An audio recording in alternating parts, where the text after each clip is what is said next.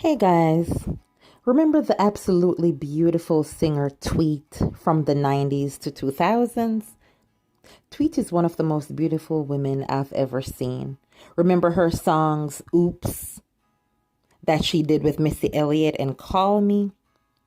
I could have just listened to that on my CD, but I would always go to watch the music video just so I could look at her. She is absolutely stunning. Tweet was born Charlene Keyes in Rochester, New York. She was the youngest of five children. She grew up in the church. She discovered her voice when she was a little girl. Her parents were both in gospel quartet groups. Tweet sang in the choir. She said she was in the mini choir and she used to sing soprano. She said she was a shy little girl and the director for the junior choir was saying, "You're so little with that big voice." So she became the youngest, along with another girl in the junior choir. She also attended a performing arts school. When she was 18, she had a daughter.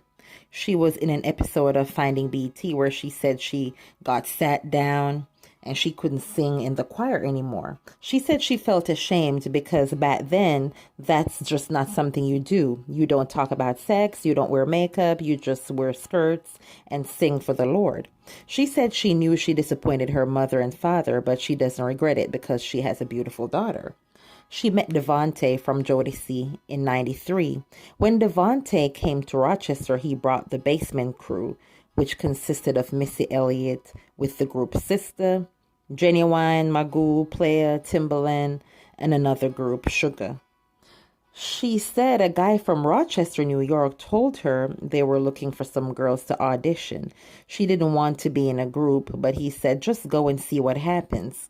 So she went to the studio and she saw Missy Elliott and a couple of other people.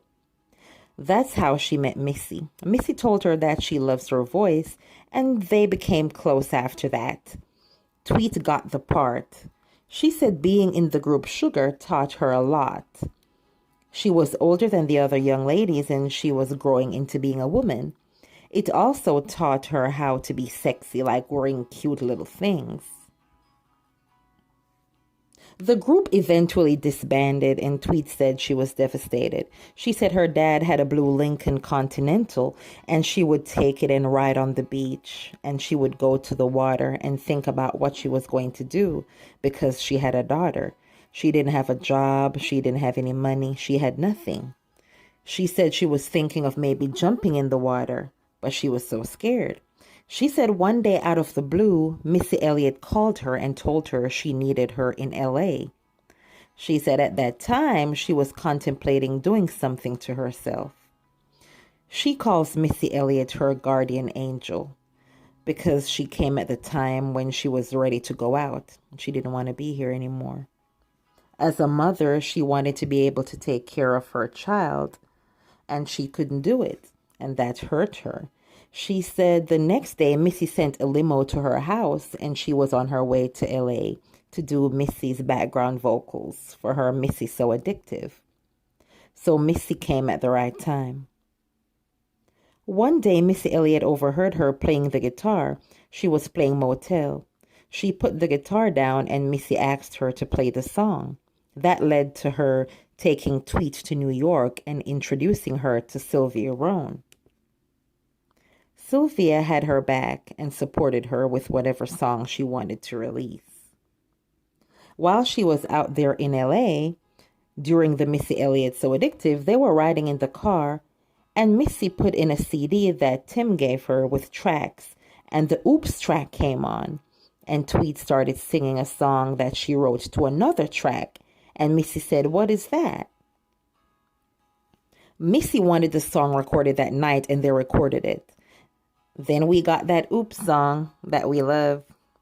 The song was a success. Tweet went on tour with Mary J. Blige. She opened for her. That was a huge moment for her. She was doing good as a new artist.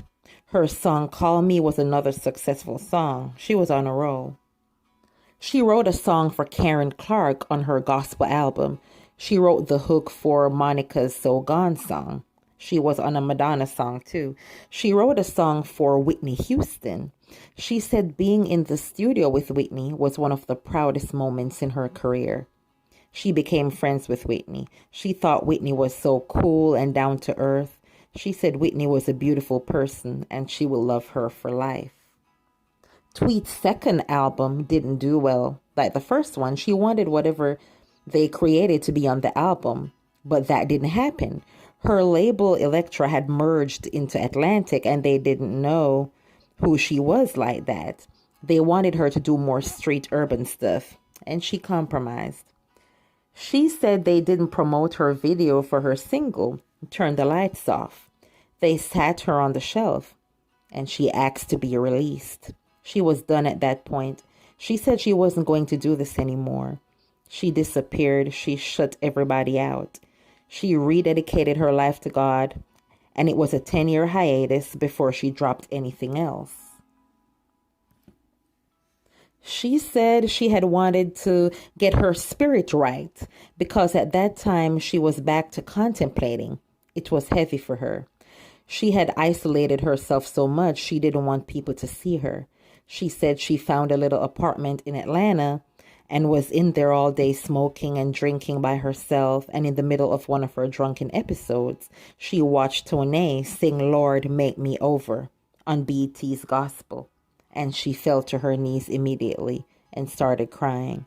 And that was the rock bottom she needed at the time. She said she didn't call it depression. She used to say God hated her. She called herself a lab rat for God. She would say, okay, here's another thing going on, and she would get mad and shut down. She didn't know that was depression. She says it still creeps up sometimes because the industry is cruel. At the end of the hiatus, she got a call about Gerald Busby being interested. She had a meeting with him and he told her that he doesn't want to own her music. She can have her masters. He just wants to be the one to help her get her stuff out. They did a whole record, and unfortunately, he passed away the very week they were supposed to release the first single, and that devastated her. She wished he was here to see that she continued. Tweet has been through a lot of disappointments, but she's still here. God has kept her going, and she's beautiful as ever. Absolutely beautiful, guys. Go follow her. She's amazing. Talk to you guys later.